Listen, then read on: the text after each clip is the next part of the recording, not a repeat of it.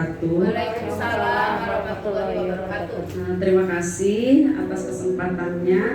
Ini mungkin sharing saja ya juga bagaimana peranan UKS untuk di sekolah dan juga di lingkungan keluarga orang tua siswa itu pada khususnya. Sebelumnya kami pada waktu itu ya seperti ibu mau dilombakan gitu, tapi kami juga sadar bahwa lingkungan kita harus bersih, rapi dan indah. Kemudian juga kami juga punya branding yaitu hidup, hijau, indah, disiplin, unggul dan berprestasi. Nah itu yang akan sekolah kami bawa ke arah sana. Kemudian juga dengan peranan UKS jadi lebih terbantu, apalagi di Jumanti. Kemudian juga seminggu sekali kami mengadakan Jumat berseka, bersih, religius, sehat, kemudian berkarakter. Nah itu setelah pengajian kami ini di Purwakarta yang 7 poetikan istimewa, yaitu tadi sudah dijelaskan sama Pak Kasih. Di hari Jumat itu ada nyucikan diri. Jadi setelah pembiasaan mengaji Yasin, kemudian kami bersih-bersih di lingkungan sekolah. Jadi anak-anak memungut sampah bersama ibu guru juga, berkeliling gitu. Kemudian juga toilet-toilet juga dibersihkan. Jadi tidak hanya mengandalkan penjaga sekolah saja. Jadi anak-anak dipimpin atau yang menjadi motivatornya adalah anak-anak yang jadi dokter kecil, gitu ya. Kemudian juga ada duta kebersihannya. Nah di sana mereka itu juga anak-anak yang lain juga pada ingin ya jadi dokter kecil. Saya ingin jadi dokter kecil, apalagi di masa pandemi ya. Mungkin anak-anak yang menjadi dokter kecilnya berperan, ada yang screening, ada yang cacat-cacat. Jadi orang tua juga pada semangat. Malah yang anak kelas 3, kami itu 2 tahun sudah tidak punya dokter kecil, hanya ada sisa 10 dari 40 karena sudah 2 tahun itu sudah pada lulus ya ke SMP.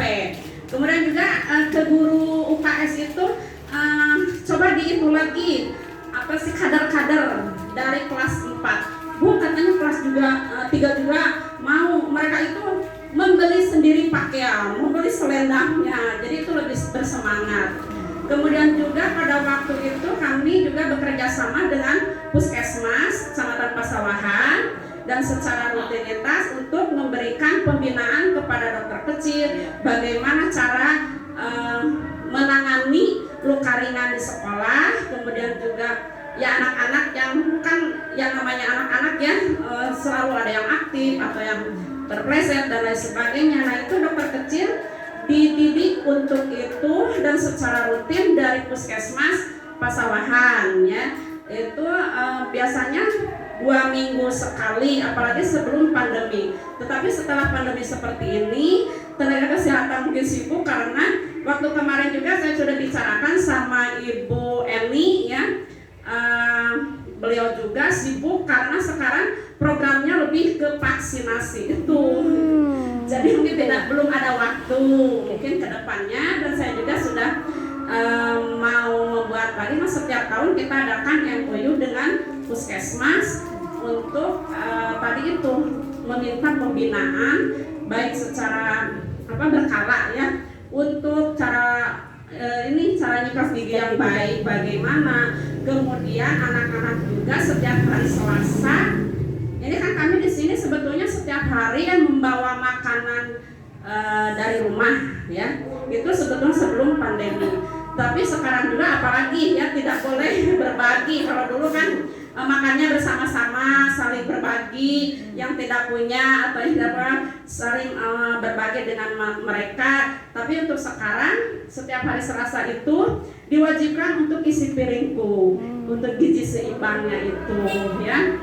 Kemudian juga di dalam UKS itu ya terutama di saat ini untuk dokter kecilnya di jadwal gitu ya, karena pembelajaran terbatas. Kami juga untuk kelas atas itu menggunakan hybrid learning.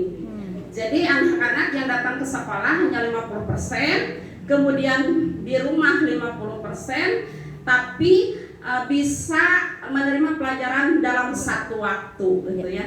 Barangkali itu dapat saya sampaikan. Bila kita Assalamualaikum warahmatullahi wabarakatuh.